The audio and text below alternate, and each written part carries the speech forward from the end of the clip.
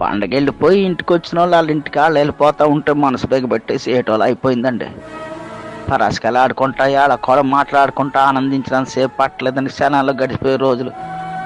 భీమవరం పందింకోళ్ళు పంది అయ్యాక పచ్చడెట్టేసినట్టు బంధువులు వెళ్ళిపోతూ ఉంటే దుఃఖంతో మనసు పచ్చడి చేసినట్టు అయిపోయింది. మళ్ళీ వీళ్ళంతా ఎంతకాలానికి వస్తారు.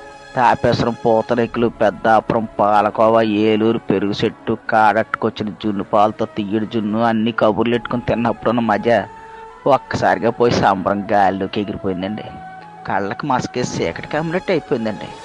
ఇప్పుడిప్పుడే దిగుతున్న మామిడి పిందులతో మెంతి బదులు ఎడితే పిల్లలకి తీసుకుంటా కంచాల మీద కలపడ్డారు. ఇవన్నీ రుచి కుదరడం వల్ల అనుకున్నాం, కానీ చుట్టాలతో వచ్చిన పిల్లలతో జత కట్టిన సరదా వాళ్ళని నిజం తెలియలేదండి. అదే పచ్చడి పుట్టెడితే బొడ్డోళ్ళు ఎవరు కంచం వైపు రావట్లేదు. చాలా కాలం తర్వాత వచ్చిన ఆడబిడ్డలు కళ్ళు నీళ్ళు ఎట్టుకుంటూ ఇంటికి వెళ్ళేటప్పుడు కాళ్ళకి దండాలు ఎడతా ఉంటే లోపలికి ఎక్కేసినట్టు అనిపించిందండి. ఏం చేస్తామండి, ఎవరి సంసారాలు వాళ్ళే.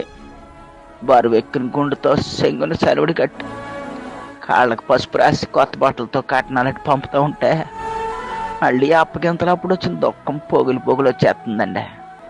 గోదావరి అంటే ఏళ్ళ కోళ్ళ మనుషులు అనుకుంటారు కానండి, ఫ్యామిలీ ఎక్కువ ఎర్రోళ్ళు అండి. చాలామందికి తెలవదండి. రైతులంతా ప్రపంచానికి బోగొట్టడానికి పొలం వైపు పోవడానికి సిద్ధమైపోతున్నారు. పాలోళ్ళు క్యాన్లు తోసుకుని రేపటి నుంచి పాలు వేయడానికి తయారైపోతున్నారు.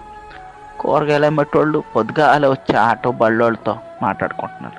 ప్రతి ఊళ్ళో జనం గుంపులు గుంపులుగా బస్ స్టాండింగ్లో, రైల్ స్టేషన్లో ఆపడుతున్నారండి. చూస్తూ ఉండగానే అయిపోయిందండి పెద్ద పండుగ. వెళ్తా మా మానెళ్ళు మేనగోళ్ళు యాసం సెలవు వస్తామా అంటూ ఏడుతూ వెళ్ళిపోతుంటే గొంతులు ఏదో అడ్డన్నట్టు అయిపోయిందండి. ఆ పిల్లలు మొక్కలు చూస్తే జాలేస్తుందండి. హాయిగా ఆడుకుంటూ నవ్వుతూ తుళ్ళుతూ పండగ గడిపేశారు. రేపటి నుంచి మళ్ళీ మామూలే అనుకుంటాం కానండి, సంబరం ఒకేసారి ఇల్లులో వచ్చేస్తే అది పోయేటప్పుడు పుట్టిన దుఃఖం కూడా ఇస్తుందండి. క్షణంలో గోదావరి చూడాలంటే మీరు రాజమండ్రి వెళ్ళక్కలద్దండి.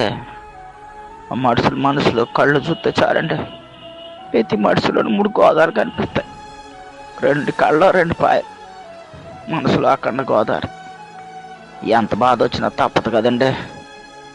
రోజులు గడాలంటే మళ్ళీ అందరూ ఎవరి పనిలో కళ్ళు వచ్చేయాలి. ఉంటానండి. దేవుడు మనందరికీ మంచి అని కోరుకుంటాం.